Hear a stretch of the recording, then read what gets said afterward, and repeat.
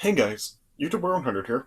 Alright, and as I told you in my last video, here I am with another classic Great American Bash review.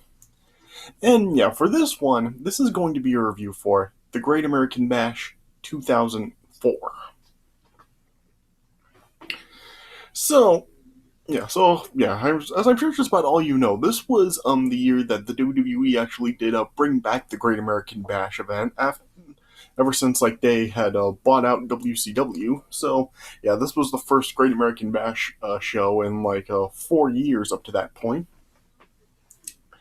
And yeah, I decided to review this one because remember like what I was saying before about like how by 2004 Raw was better than SmackDown, and really just like in like 2004 is like when SmackDown started to suck. And yeah, and this pay per view is really just like an ultimate example of that. Because yeah, this show, oh my gosh, this show was just pretty bad. Yeah, just this show, it really was like pretty terrible overall. I mean, I mean, this is just like kind of just shows how much SmackDown had really fallen in 2004 because yeah, this show just like really sucked. I've heard a lot of people actually say this is the worst Great American Bash event of all time, and I haven't really watched like every Great American Bash pay-per-view, but yeah, given how bad this show is, I find it really hard for another Great American Bash to really be as bad as this one was. Because yeah, this show, oh man, this show was just like really really bad.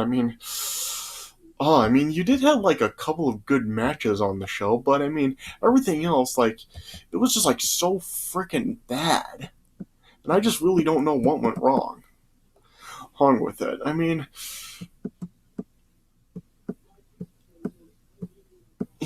Oh gosh, just just seems like this show was just loaded with a lot of filler on it, and just was really just like a bunch of like useless matches on here, and yeah, those matches really turned out being like pretty bad overall. I just remember like back when this show was like being built up because and stuff like in the weeks leading up to the show, I only like remember like 2 or 3 matches on this event actually being advertised for the show prior to the event.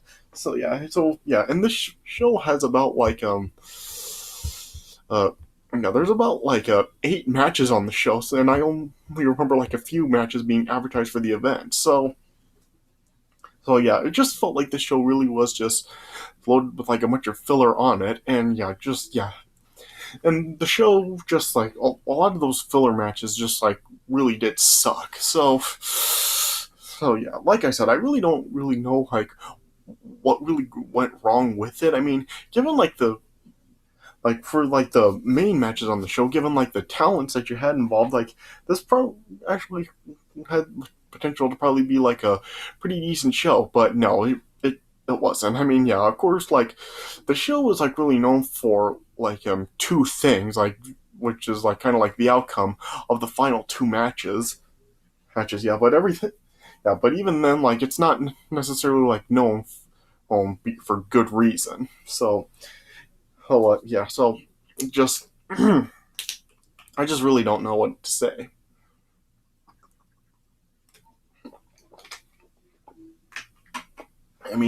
Yeah, for all of those like fanboys out there that are like always making that like saying that stuff like SmackDown has always been better than Raw and SmackDown was better than Raw this time. No, yeah, you need to like watch this show because yeah, this show just really shows like how much SmackDown really did suck in 2004, and Raw was just like so much better.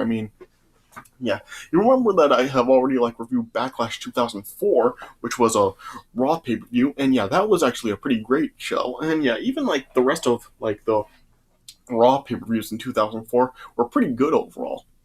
Yeah, but the SmackDown shows just really were not.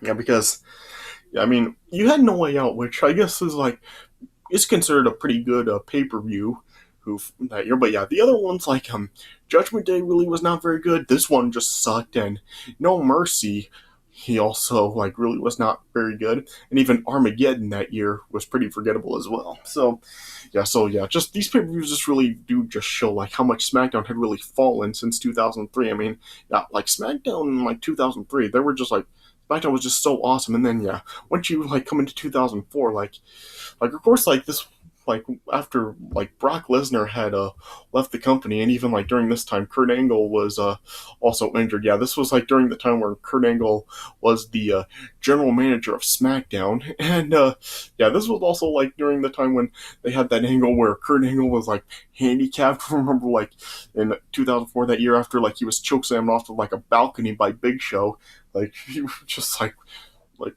like was appearing as a handicap, like with his a broken leg and just wheelchair bound and all this stuff. So yeah, this was like during that time when that was going on. So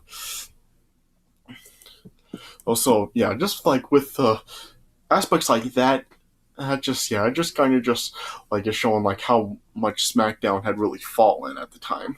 So yeah, and this pay per view is just like an ultimate example of just how bad SmackDown really was. So yeah, like I said, I mean you did have like a couple of good matches on the show, but everything else just really was not very good. And yeah, like I said, just it was just seemed like loaded with a bunch of filler. So yeah, like I said, I haven't watched like every Great American Bash pay per view in history, but yeah, given how bad this one is, I find it really hard for another one to really be worse. So yeah, so I can really see why this is considered to be the worst Great American Bash pay per view of all time. So yeah, all right. So yeah, let me just talk about the card. All right. So the show opened up with a fatal four-way elimination match for the United States Championship. You had John Cena defending against Rob Van Dam, Rene Dupree, and Booker T. And this was all right. I mean, it wasn't like anything that spectacular and probably really not really good, but it was all right. Right. I mean, yeah, this was probably like one of the better matches of the night, which really isn't saying a whole lot. But yeah, like I said, it was all right. Right? Yeah, I mean, yeah, though, yeah. Early on in the match, I found it kind of odd because, yeah, early on in the match, like it was like you had like two guys that were like standing on the outside of the ring, while two other guys like fought it out in the ring. Like it was like John Cena and Rene Dupree inside the ring, while Booker T and RVD were just like standing on the outside of the ring. And then yeah, so and then eventually, like, one guy in the ring rolled out, and one guy from the outside came in and started battling with the other guy. And yeah, that just kind of like went on for a little while as the match started off. And so yeah, I found that kind of odd. Yeah, but then yeah, eventually, like all four guys eventually like ended up like in the ring all together and fighting it out. Yeah, and then yeah, and then after like RVD hit like two five-star frog splashes, one on Rene Dupree and one on Booker T. John Cena then just ended up like rolling up RVD to pin RVD and eliminate him. So yeah, RVD was the first one eliminated. Yeah, and while I'm talking about this, just yeah, this was like of course when RVD was on SmackDown. I just really was not a big fan of like RVD's run on SmackDown in 2004. I mean, when you compare like when RVD was on SmackDown in 2004 till like his time on Raw in like 2002 and 2003, it just kind of seemed like RVD was really being reduced down because yeah, you had like RVD like always competing like constantly for the Intercontinental Championship and even like being like a tag team champion and even like challenging for the world title at a few points and stuff. And then when you go to SmackDown, just I mean, what was there for RVD there? Like he never really challenged for the WWE title. I mean, he did like compete like a few times for the US title, but it just really didn't feel as big as when he was competing for the Intercontinental Championship. And even like when he did like win the tag team titles, like I remember he did win the WWE tag team titles with Rey Mysterio that year on SmackDown. It just really didn't feel like as big as like when RVD was like a world tag team champion on Raw. So yeah, I just really was not a fan of like RVD's run on SmackDown in 2004, and even like here, like he is the first one eliminated in the match. So yeah, it just kind of felt like RVD was being like really reduced down to compared to like how he was treated on Raw. Yeah, all right, but anyway, yeah, and then yeah, and then after like John Cena at one point then hit a FU on Rene Dupree, Booker T then just ended up like nailing John Cena with a scissors kick, and then yeah, Booker T then just ended up like pinning Rene Dupree to eliminate him. So it's kind of pointless for Booker T to really just hit John Cena with the scissors kick just for him to just cover Rene Dupree and eliminate him when he didn't even do anything to Rene Dupree at all. I mean, he could have just let John Cena pin Rene Dupree anyway. So yeah. And then it was down to John Cena and Booker T, and they went at it for a few minutes, and then at the end of the match, John Cena ended up avoiding a scissors kick from Booker T, and then got an FU on Booker T and pinned him. So yeah, John Cena got the win and retained the United States title. So yeah, like I said, this match, it was all right. I mean, it was nothing really like, probably not actually good, but it was like acceptable enough to open up the show. So yeah, it was all right. And yeah, like I said, this was probably like one of the better matches of the night. So I would give this match probably like 2.5 stars. Yeah. And then next up, then was like just kind of like an impromptu match that was just like made like just right before it happened. Next match on the show, it was Charlie Haas versus Luther Reigns. Yeah, just what happened to Luther Reigns? Like, yeah, Luther Reigns, like, he was like Kurt Angle's protege for about like 1 year in like 2004, and then like going into 2005, and then all of a sudden he just like disappeared, and it's like he just dropped off the face of the earth. So yeah, what happened to Luther Reigns? Yeah, but yeah. But I don't really think it matters because yeah, Luther Reigns he just really was not a very good wrestler, and yeah, this match just kind of shows it. Yeah, this really was just not very good either.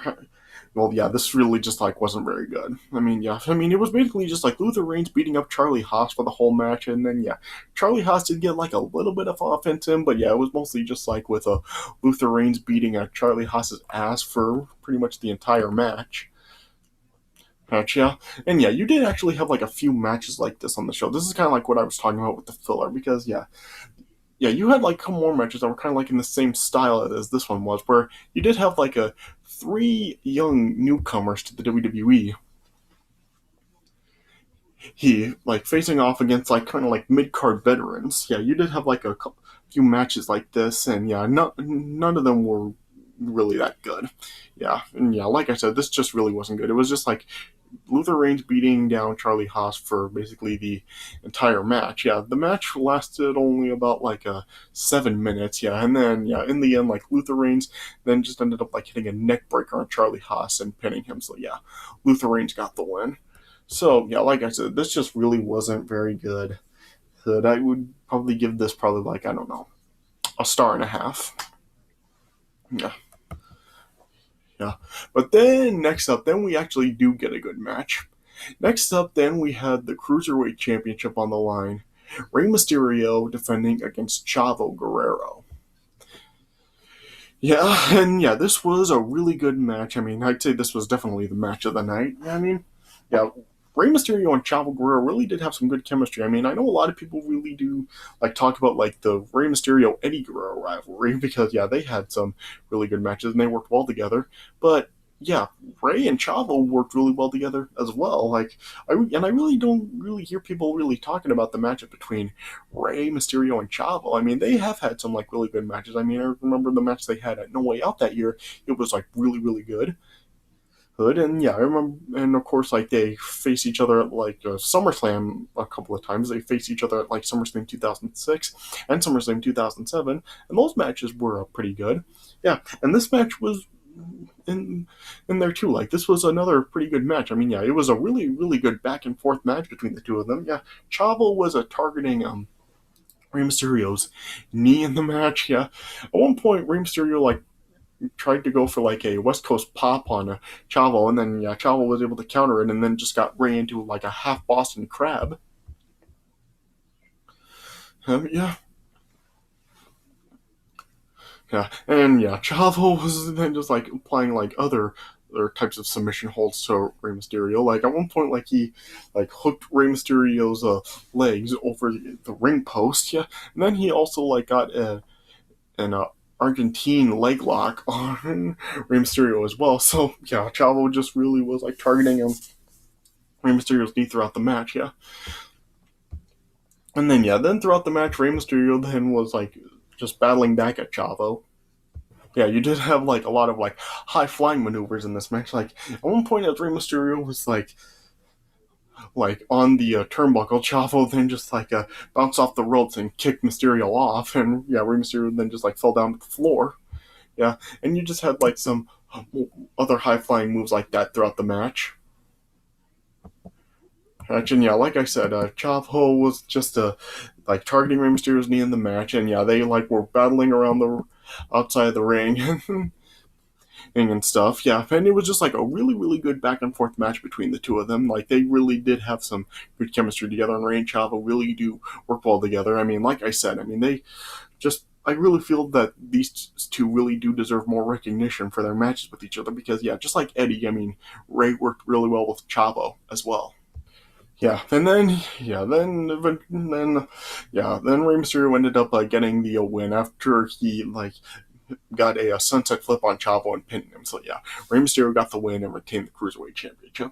So yeah, this match was just like really, really good. I mean, definitely the match of the night right here. And definitely like the shining star of the show. So yes, I would give this match about like 3.5 stars. Yeah. Then next up, then we had another new uh, new star versus veteran match. Next up, then was Kenzo Suzuki versus Billy Gunn, and yeah, gosh, I mean Kenzo Suzuki. Yeah, I remember like this guy like did come to the company at this time, and I mean WWE really tried to do some stuff with him. Like they had him like kind of like trying to like be a newcomer, really like trying to make him really look good, and yeah, they eventually like had him teaming up with Rene Dupree and stuff. But yeah, Kendo Suzuki, gosh, I mean, he just really was not very good. I mean, I just maybe just like the WWE just like really wasn't like his type of style. I mean, I know like Kenzo Suzuki did come from like Japan, so and he was from like New Japan Pro Wrestling, and just like maybe the style over there was really more his type of like wrestling than like the WWE. But yeah, just yeah, in the WWE, just Kenzo Suzuki just yeah, he just really sucked. And yeah, this match just yeah, I think this was probably the worst of the three these types of matches. Yeah, this was just like pretty bad. I mean, I just really don't remember anything from it. Yeah, I mean, it was just like really forgettable. I mean, yeah, just yeah, Billy Gunn at this point. I mean, he was just like it's like nobody really cared about Billy Gunn by this point. Yeah, Billy Gunn had already been with the company for like 10 years by this point, and yeah, and at this time, just yeah, he was basically done by this point. Like just yeah, nobody really did care about him by this point, and yeah, he just like really was yeah, he had like nothing left for him, and yeah, this just was like so forgettable. It was bad. Like I said, I really don't remember anything from this match. Yeah, just yeah. It only lasted about 8 minutes, and then Kendo Suzuki got the win somehow. Yeah, so a very forgettable match, and yeah, like I said, it was the worst of these three types of matches. So I would give this like a 1 star at the most. Yeah. And then after this, then we got Sable versus Torrie Wilson. And this was freaking horrible. This was just absolutely awful. I mean, just why did they even have this match here?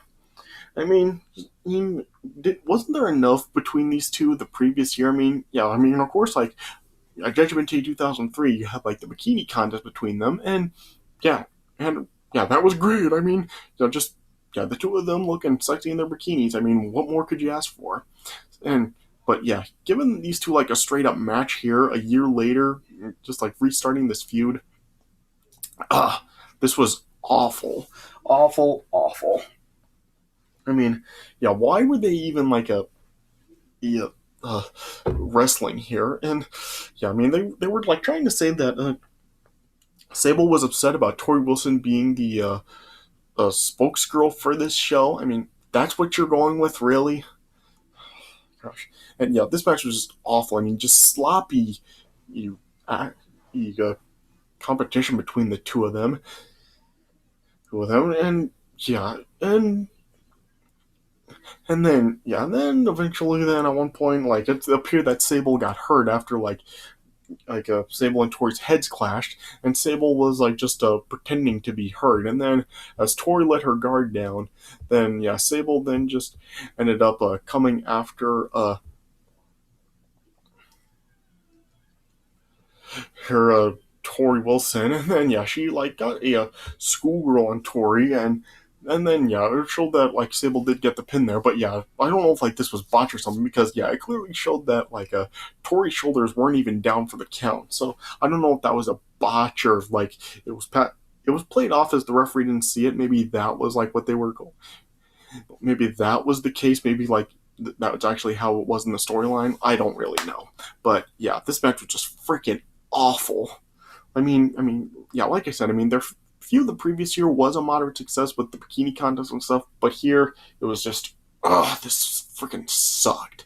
So yeah, this gets a dud. This was freaking terrible. Ugh. Yeah, and then next up, then you had the third and final newcomer versus veteran match. It was Mordecai versus Hardcore Holly. And yeah, and just this was strange because I don't even like remember this Mordecai guy at the time.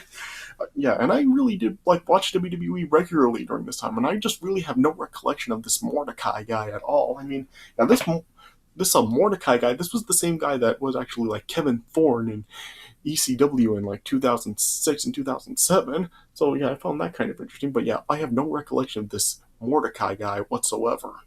Yeah, and and this was the best of the three of these three kinds of matches with the newcomer versus the veteran. But yeah, this still wasn't very good. I mean, yeah, just once again, just nothing really happened in this match. It was only like 8 minutes or so. Yeah, you just had like a Mordecai just really being like kind of like just that's like kind of like big and powerful and crazy, and he was just like really just using it like being very like physical and aggressive and powerful against Hardcore Holly. And yeah, Hardcore Holly was like trying to battle back. Hardcore Holly did like try to really like do like some really like do his best with Mordecai, but yeah, it just still didn't work out. This just really was not very good. And then yeah, it only lasted about like 8 minutes, and then Mordecai ended up getting the win after like giving Hardcore Holly like the Razor's Edge style finisher, and then yeah, Mordecai got the win. So yeah, so yeah, like I said, out of these three like a newcomer versus veteran matches, this probably was the best of the three, but still not very good. I would probably give that like a 2 stars. Yeah, and then next up, then we get the Texas Bullrope match for the WWE Championship. Eddie Guerrero defending against JBL, and this was the second good match of the night. Yeah, this wasn't as good as Rey versus Chavo, but yeah, it was still a good match overall. I remember like the feud between Eddie Guerrero and JBL during this time. Yeah, it was like a pretty intense.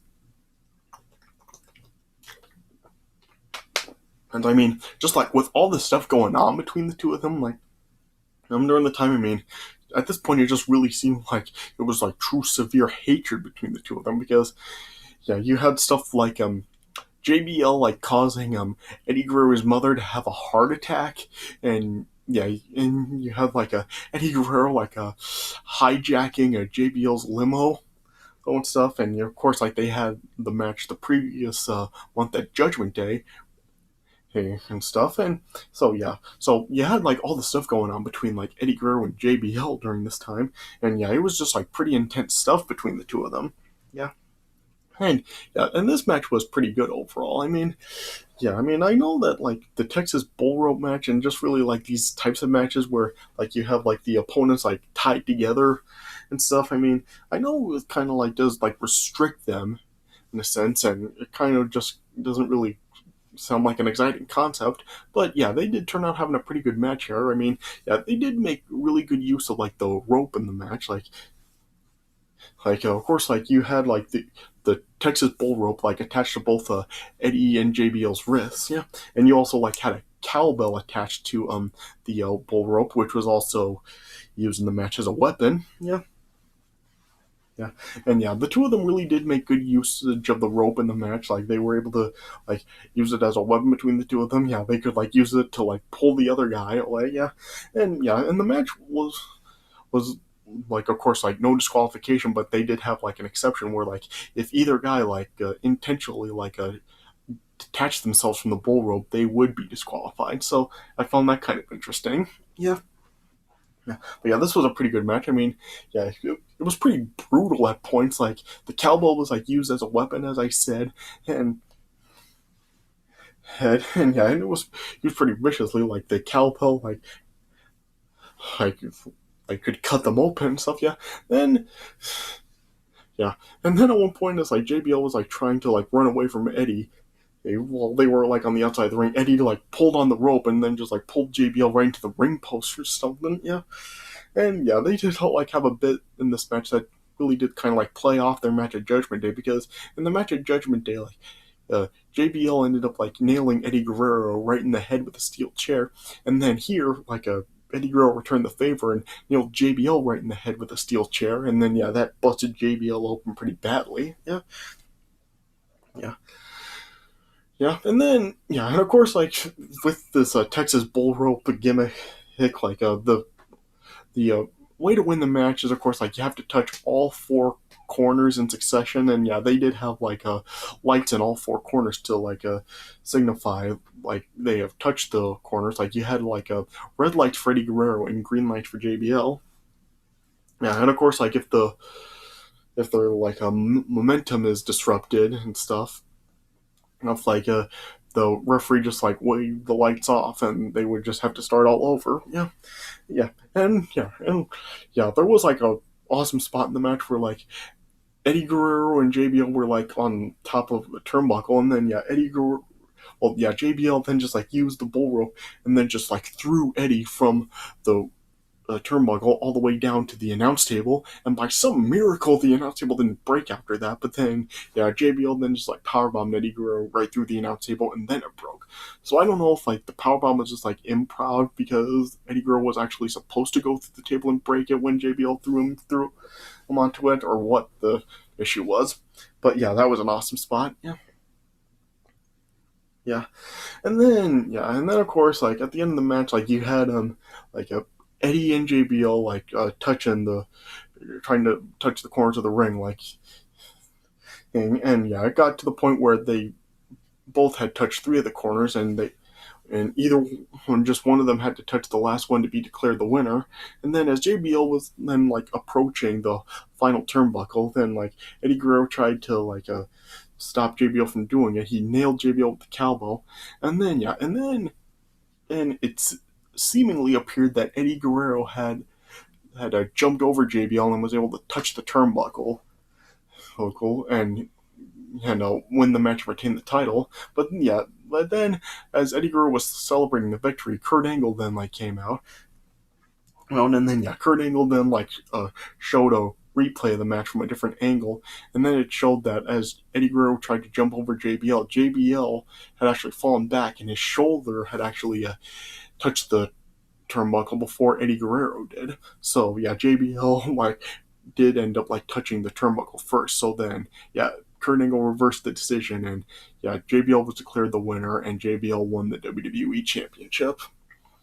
Yeah, and yeah, I mean, yeah, and of course, like you all know how I felt about JBL being the WWE champion. Like I've already riffed to death about this. Just JBL's reign. I mean, it freaking sucked. So yeah, that's kind of a bittersweet moment. But at the same time, I mean, I've also said before how I wasn't a big fan of Eddie Guerrero becoming the WWE champion because I just felt that it wasn't done right. So yeah, so I'm just like really in two minds about it. Like yeah, I mean, just like I kind of like that Eddie Guerrero didn't lost the title, but at the same time, I also didn't like JBL winning because he just had a freaking terrible reign, and of course JBL would hold the title all the way up until WrestleMania the following year. So yeah, I'm just in really like two minds about the outcome of the match. Yeah, but yeah, the match overall it was still pretty good. So yeah, so I would probably give that match probably like around 3.25. I mean, not as good as the Ray Chavo match as I said, but still a good match overall. So yeah, and then we got the main event: The Undertaker versus the Dudley Boyz in a concrete Crypt match. So what was this? About a month earlier, Paul Heyman had like aligned with the Dudley Boyz, and then yeah, they ended up like abducting Paul Bearer, and then yeah, they pretty much then yeah they got like a possession of the urn, and they just like used it to try to control Undertaker, and yeah, they just pretty much like forced Undertaker to join forces with them if he wanted to see Paul Bearer again. Yeah, and then eventually Paul Heyman ended up like making this match. And yeah, the concept of this match was like Paul Heyman said that the Undertaker would have to do the right thing in this match, or else he would be burying Paul Bearer alive in cement. So yeah, so in this match you had like a Paul Bearer in kind of like the entranceway being encased inside of like a glass crypt, and yeah, you had like a cement truck right beside it with the chute just like leading right into the crypt, and so Paul Heyman was just like telling the Undertaker that if he did not do the right thing, Paul Bearer would be buried alive in the cement. So everybody has just like hated on this, saying that how stupid this whole thing was, and yeah, it was. I mean, I remember back then I absolutely hated this stuff, and now I still hate it. This was just absolutely freaking stupid. And plus, yeah, this was the Undertaker that had locked the Ultimate Warrior in a casket, had abducted Stephanie McMahon, and even like tried to marry her, tried to embalm Stone Cold, broke Vince McMahon's ankle for just giving him the finger, uh, and yeah, he like brutally assaulted DDP for stalking his wife, beat Vince McMahon to a pulp for threatening to like rape his wife and kidnap his kids. Yeah, just you had Undertaker doing all this stuff to people, and yet this here he just acts like a right pussy. I mean, throughout this whole thing, you just had Undertaker like looking back at Paul Bearer, Paul Heyman like threatening to encase him in cement, and just yeah, Undertaker just like being like a flat out pansy here. Yeah. And everyone has also like hated on this match too. I've heard some people say that this is the worst match Undertaker has ever had. I mean, I really wouldn't go that far. I mean, the match was bad, but Undertaker has had worse matches than this. I mean, the WrestleMania 11 match with King Kong Bundy, and yeah, he's had some other like really bad matches as well. And just yeah, this isn't Undertaker's worst match at all. But yeah, this is still this match still was just really dumb. I mean, just it was basically just like the Dudleys and Paul Heyman just like telling the Undertaker to do the right thing throughout the whole match. Yeah, and then Undertaker was then like battling it out with the Dudleys, and then whenever Undertaker would like gain momentum in the match, like Paul Heyman would like start to like fill up the crypt even more with cement, and it just happened like more and more throughout the match.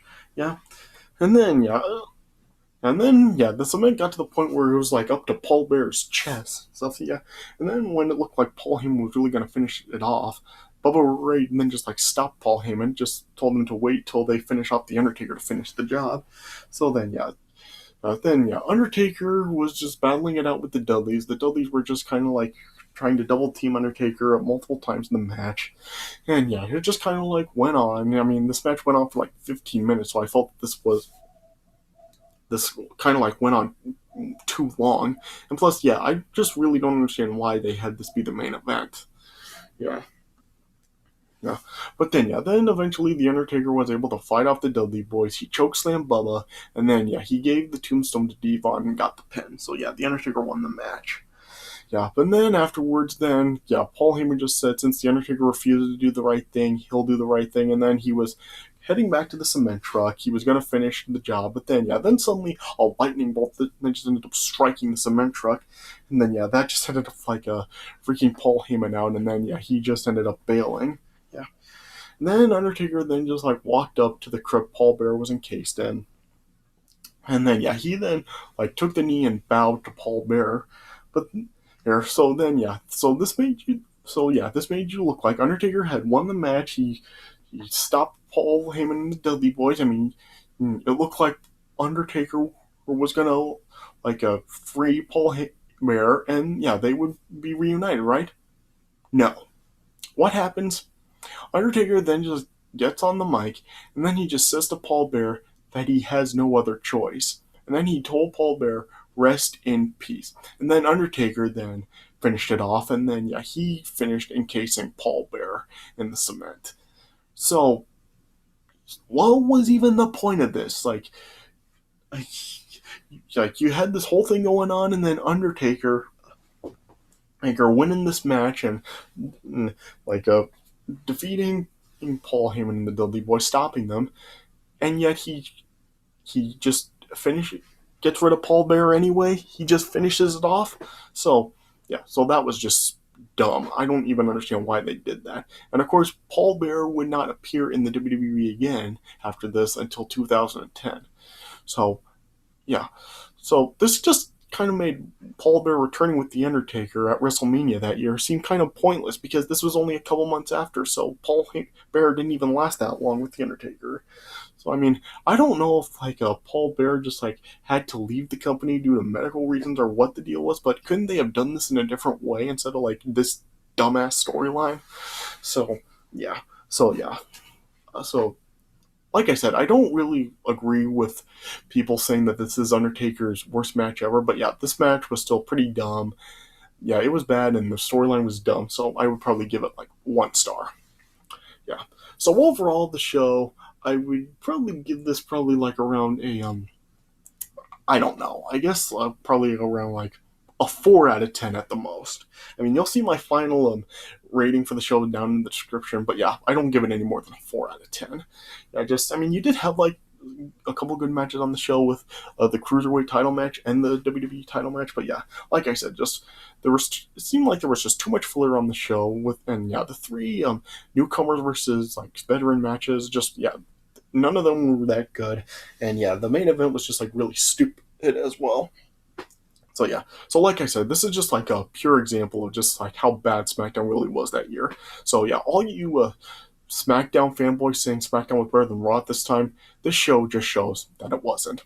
So yeah, I don't recommend the show, but yeah, if you're curious enough, like if you do want to see like something good, yeah, the Cruiserweight title match and the Texas Bullrope matches are good matches. So yeah, so if you do want to see something from the show, I would probably just say watch those 2 matches, but avoid the rest, especially the main event.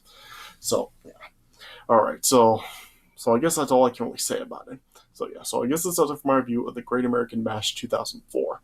So I hope you guys did enjoy this review. Thanks for watching, and I'll see you guys later.